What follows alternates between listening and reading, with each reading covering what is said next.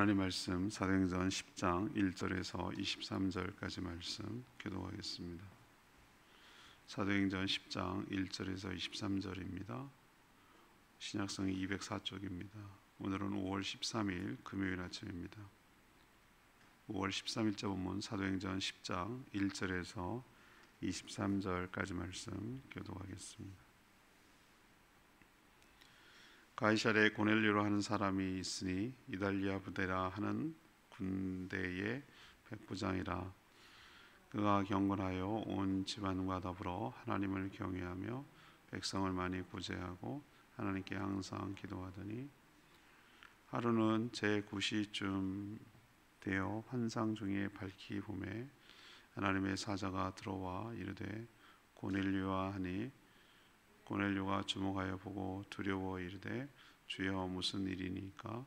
전사가 이르되 내 기도와 구제가 하나님 앞에 상달되어 기억하신 바가 되었으니 내가 지금 사람들 요빠에 보내어 베드로라 하는 시몬을 청하라. 그는 무두장이 시몬의 집에 유숙하니 그 집은 해변에 있다 하더라. 마침 말하던 전사가 떠나매 고넬료가 집안 하인 둘과 부하 가운데 경건한 사람 하나를 불러 이 일을 다 이루고 요빠로 보내니라. 이튿날 그들이 길을 가다가 그 성에 가까이 갔을 그때에 베드로가 기도하려고 지붕에 올라가니 그 시각은 제6시더라. 그가 시장하여 먹고자 하매 사람들이 준비할 때에 황홀한 중에 하늘이 열리며 한 그릇이 내려오는 것을 보니 큰 보자기 같고 내 귀를 메어 땅에 들이웠더라. 그 안에는 땅에 있는 각종 네 발 가진 짐승과 기는 것과 공중에 나는 것들이 있더라. 또 소리가 있음에 베드로야 일어나 잡아먹으라 하거늘 베드로가 이르되 주여 그럴 수 없나이다. 속되고 깨끗하지 아니한 것을 내가 결코 먹지 아니하였나이다 한데, 또 두 번째 소리가 있으되 하나님께서 깨끗하게 하신 것을 내가 속되다 하지 말라 하더라. 이런 일이 3번 있은 후 그 그릇이 곧 하늘로 올려져 가니라. 베드로가 본 바 환상이 무슨 뜻인지 속으로 의아해하더니 마침 고넬료가 보낸 사람들이 시몬의 집을 찾아 문 밖에 서서 불러 묻되 베드로 하는 시몬이 여기 유숙하느냐 하거늘, 베드로가 그 환상에 대하여 생각할 때에 성령께서 그에게 말씀하시되 두 사람이 너를 찾으니 일어나 내려가 의심하지 말고 함께 가라. 내가 그들을 보내었느니라 하시니 베드로가 내려가 그 사람들을 보고 이르되 내가 곧 너희가 찾는 사람인데 너희가 무슨 일로 왔느냐?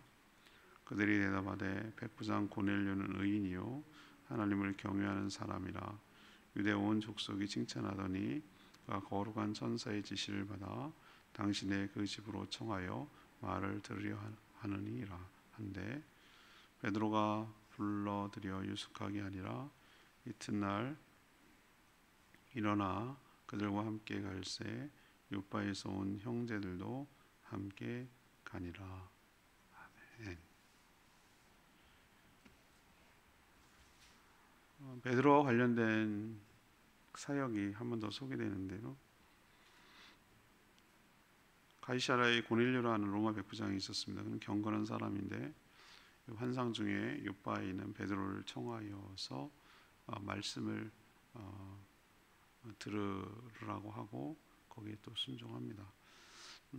베드로 역시 기도 중에 환상을 보는데 부정한 것이 있는 보자기가 하늘에서 내려와서 먹으라는 소리를 합니다. 거절했는데 그게 무슨 뜻인가 하고 있을 때 마침 고넬료가 보낸 사람들이 왔습니다.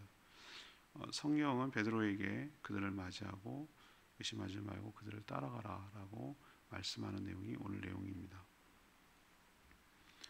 오늘 질문은 하나님께서는 어떻게 인도하시는가? 이것이 오늘 질문입니다.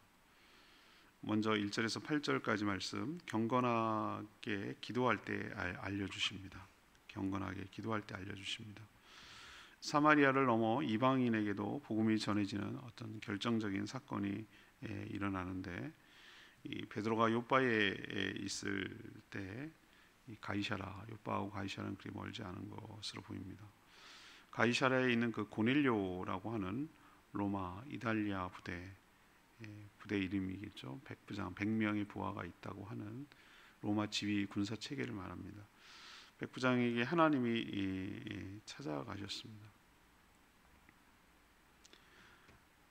베드로 그렇지만 고넬료가 기도하는 중에 환상을 통해 어떻게 해야 할지 알려주셨습니다. 하나님이 이렇게 인도하신다는 것이죠. 옛날에는 성경이 그렇게 많이 손에 쥐어지지 않고 읽고 이렇게 하는 게 책에 귀했으니까 하나님께서 이렇게 즐겨 사용하시는 방법이 꿈이나 환상이나 이런 것을 통해서 많이 계시하고 보여주셨던 걸로 보입니다. 그럼 고넬료가 기도만 하고 살았을까? 오늘 이 경건이라는 개념, 2절에 경건하게 살았는데 그 경건이라는 게 우리가 생각하면 늘 말씀만 읽고 기도만 이럴 거라고 생각을 하는데 그는 백성들을 많이 구제하며 항상 기도에 힘쓰고 하나님을 경외하는 자라고 그렇게 설명을 하고 있습니다. 사실 이방인 유대인들도 이렇게 살기가 쉽지는 않잖아요.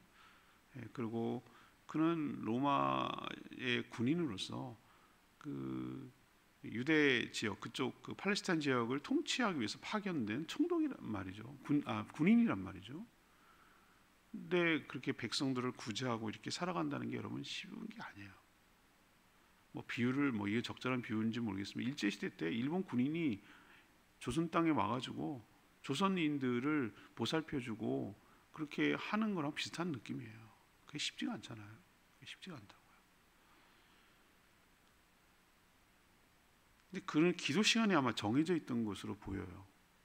기도하는 중에 환상을 보니 갑자기 환상을 본 건 아니고 그런 면에서 이 사람이 경건하게 살았구나라는 걸 추측할 수가 있는데 구시라고 말하는 것은 이 요한복음에 나타나는 그 시간대는 우리랑 다르다고 제가 말씀드렸죠.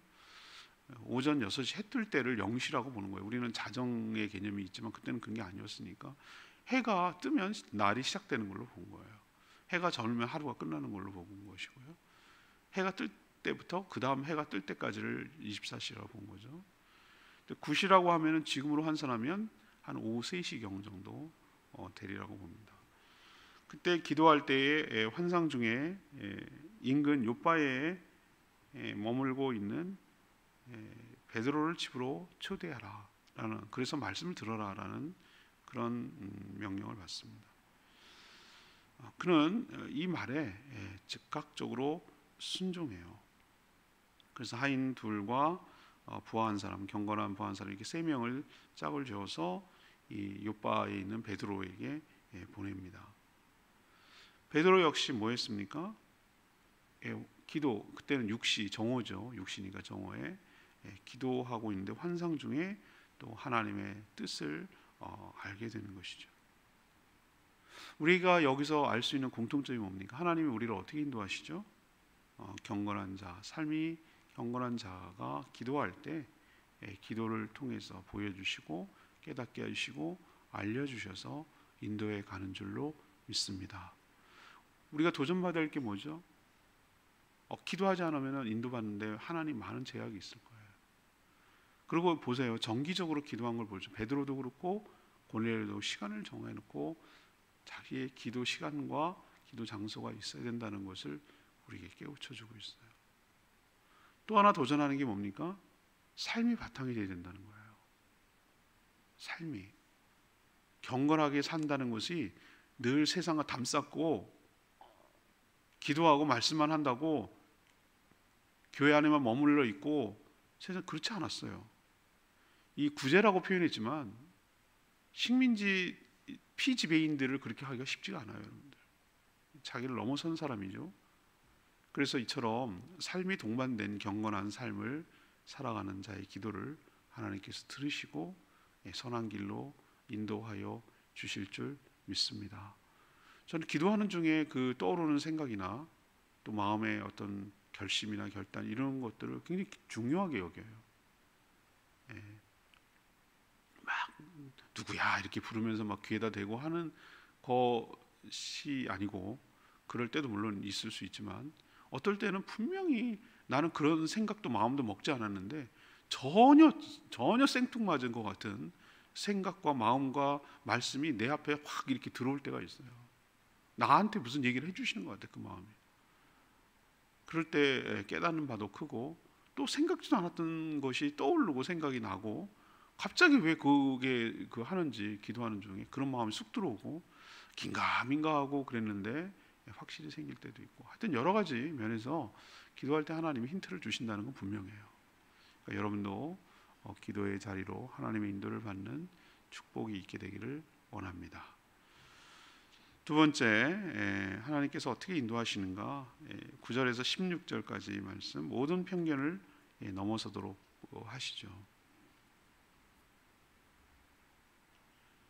그 작업을 베드로에게 했던 것 같아요. 그만큼 장벽이 컸기 때문인데, 뭐 복음은요, 사람들이 만든 모든 편견 그리고 차별을 넘어서는 것을 보여주는 것이죠. 베드로는 지금 욥바 무두장이 시몬의 집에 유숙하고 있어요. 이것도 저는 파격이라고 생각해요.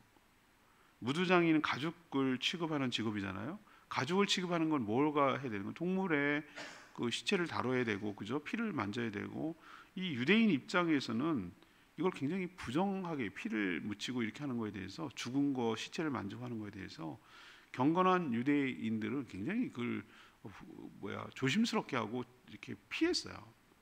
근데 지금 베드로가, 물론 이 사람이 그 유대인인 것은 맞지만 시몬이라는 이름 보니까 시몬 알겠어요. 베드로는 분명히 시몬이잖아요.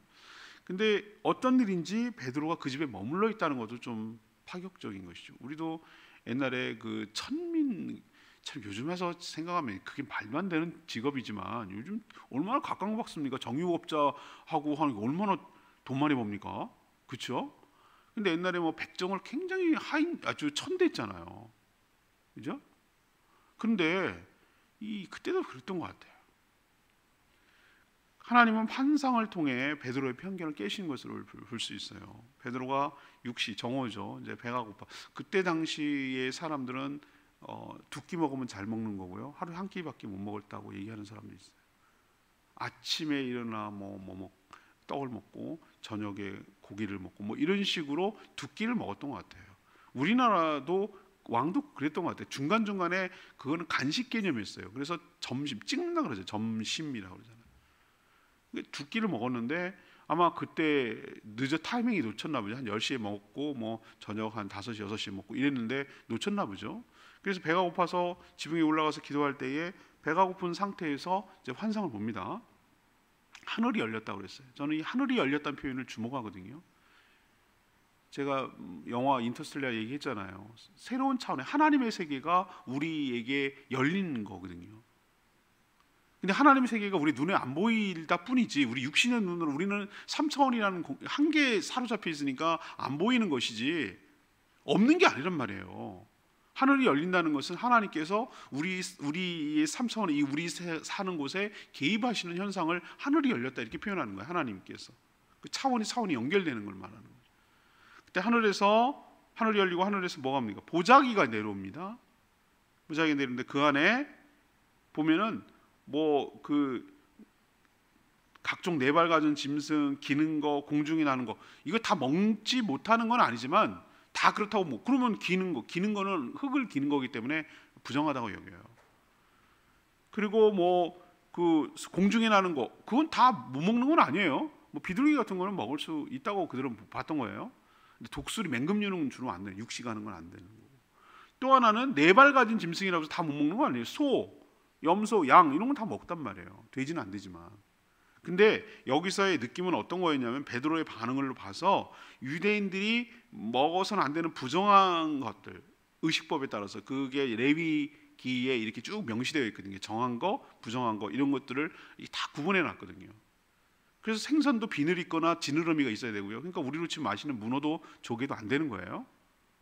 새도 맹금류는 안 된다 그랬고요. 그 가축 중에서 먹을 수 있는 것은 뭐냐면 되새김질할 것, 굽이 이렇게 두 갈래로 갈라질 것, 이거예요. 그런 조건을 충족하는 거 몇 개 안 돼요. 소예요. 소, 염소, 양 이 정도예요.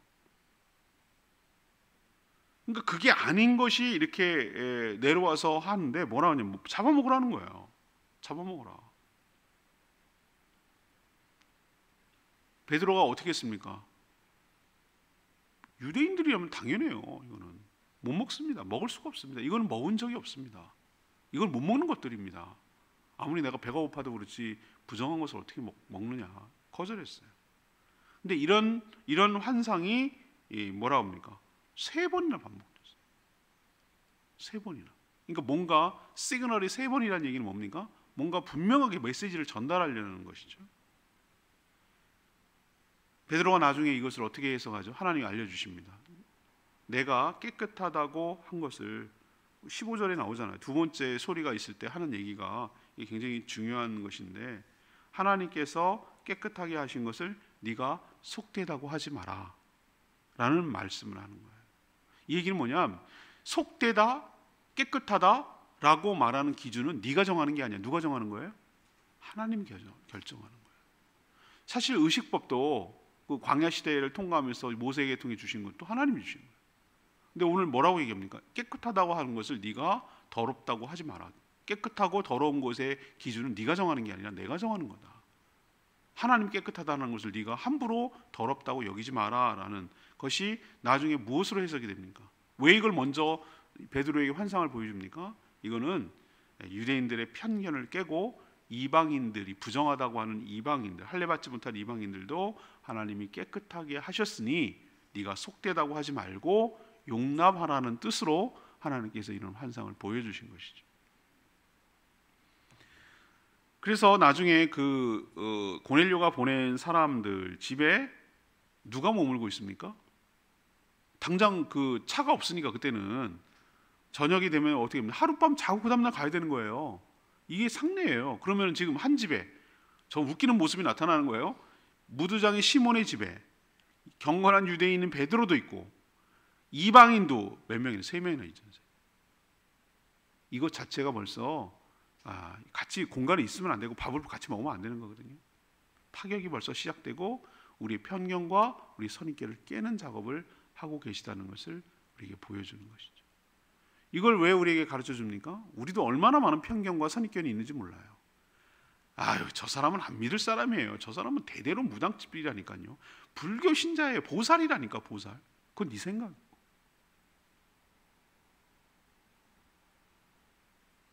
복음이 필요하지 않은 사람이 없고 하나님이 사랑하지 않는 사람이 없고 하나님이 깨끗하게 하지 못할 사람이 없습니다. 우리 스스로 우리를 제한하고 편견을 갖고 선입견을 갖고 안 된다고 하는 것을 인해서 복음이 막힐 때가 얼마나 많은지 몰라요. 오늘 하나님이 하신 말씀을 우리 들어야 돼요.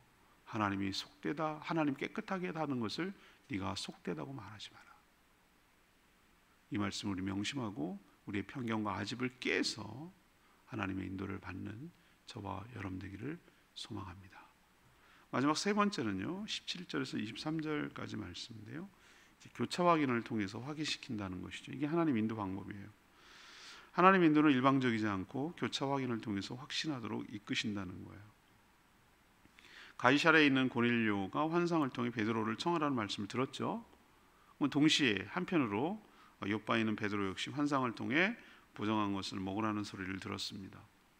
이 환상의 의미가 뭘까? 뭔가 시그널 같은데 이것을 생각하고 있을 때 마침이라고 표현하고 있어요. 고넬료가 보낸 사람들이 베드로가 머무는 무두장의 시몬의 집에 도착했어요. 어떻게 알았을까요? 베드로가 여기 있는지 어떻게 알았습니까? 어떻게 알기는 주의 사자가 환상 중에 구체적으로 얘기를 해줬거든요. 요바에 무두장의 시몬 해변가에 있는데 거기 머물러 있다라고 얘기를 해줬거든요.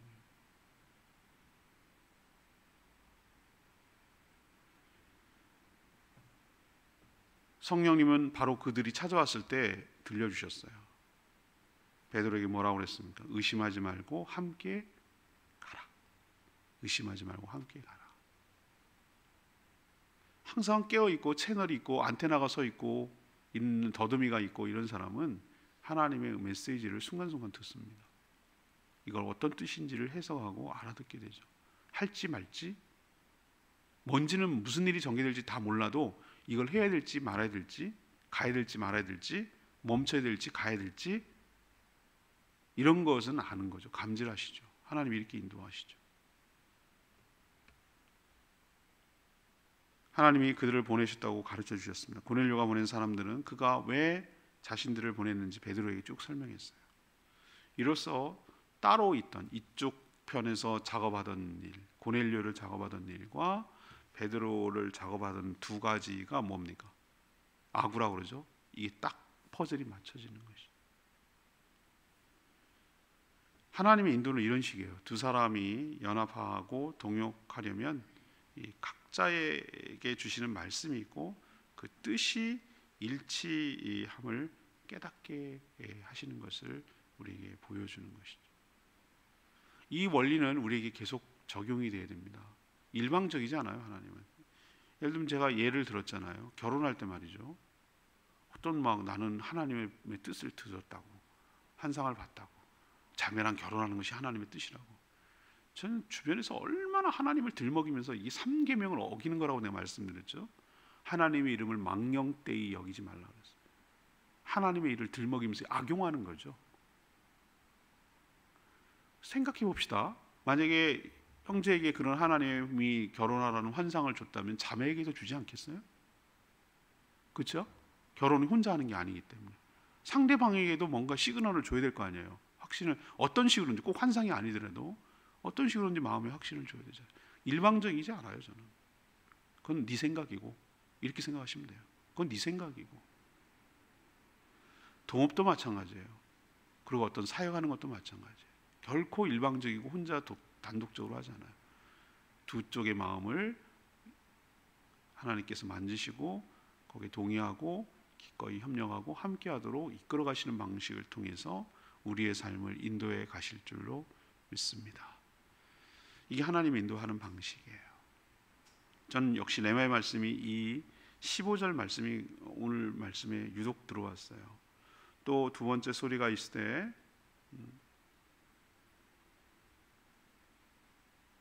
하나님께서 깨끗하게 하신 것을 내가 속되다 하지 말라 하더라.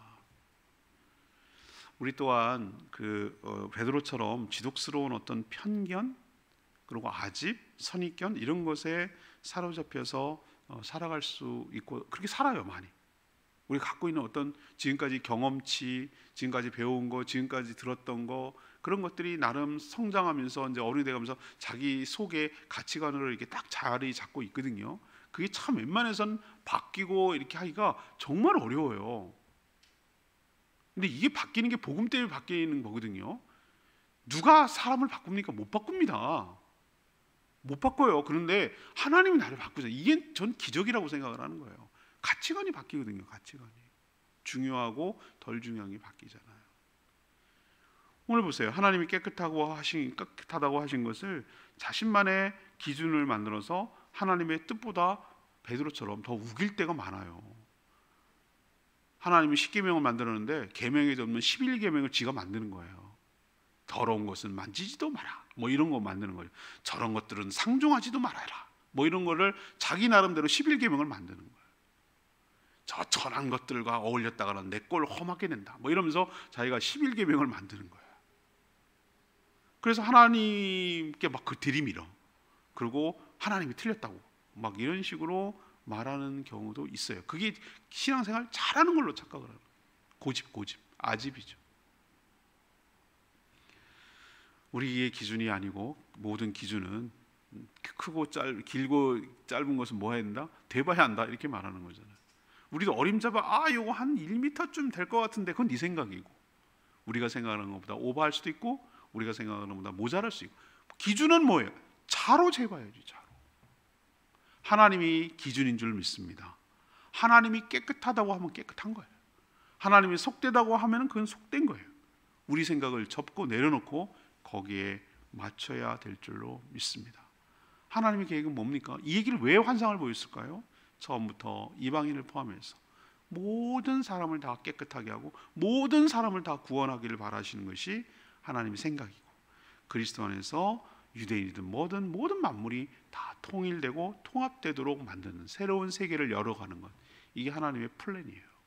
우리도 그 뜻에 순종하며 살아가는 저희 모두가 되기를 원합니다.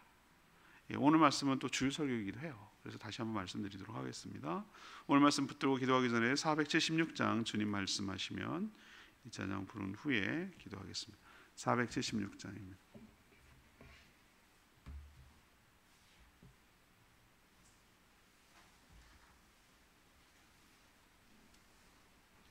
(476장) 주님 말씀하시며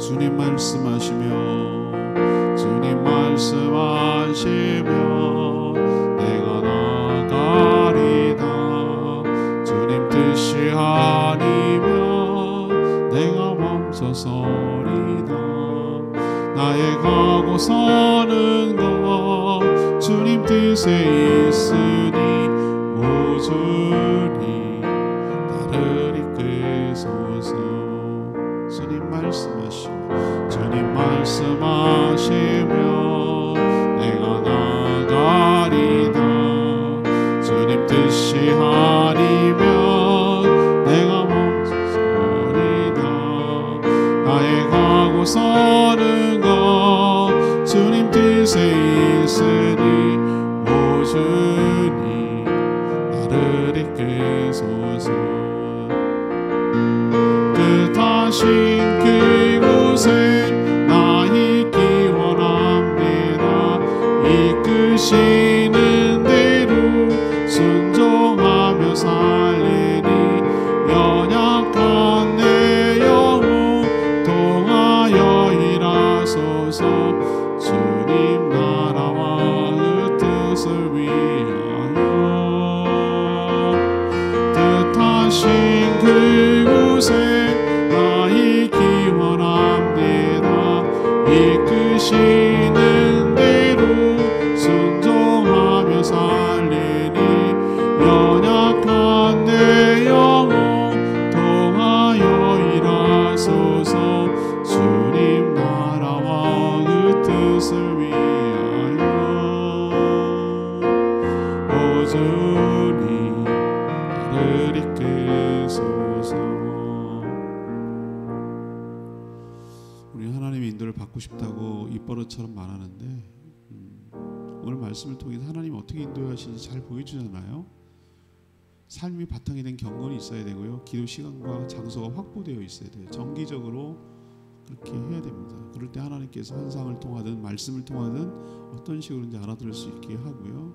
교차 확인하도록 해요. 나만 아니라 상대도 해서 함께 동행하도록 하고 인도해 가시는 걸 볼 수 있습니다. 그리고 우리의 아집 깨는 작업이 바로 인도하는 방법이에요. 고집, 선입견 이걸 깨고 우리를 바꿔서 하나님 일을 행하시는 것을 볼 수 있습니다. 저희들의 아집이 무너지고 고집이 무너지고 자아가 무너지고 주님의 뜻에 온전히 순종하는 그래서 주님의 뜻을 이루는 저희들 되게 달라고 주여 외치며 기도하겠습니다. 주여 하나님 주님 말씀하시며 내가 나가리다 주님 뜻이 아니면 내가 멈춰서리다 나의 가고 서는 것 주님 뜻에 있으니 오 주님 나를 이끄소서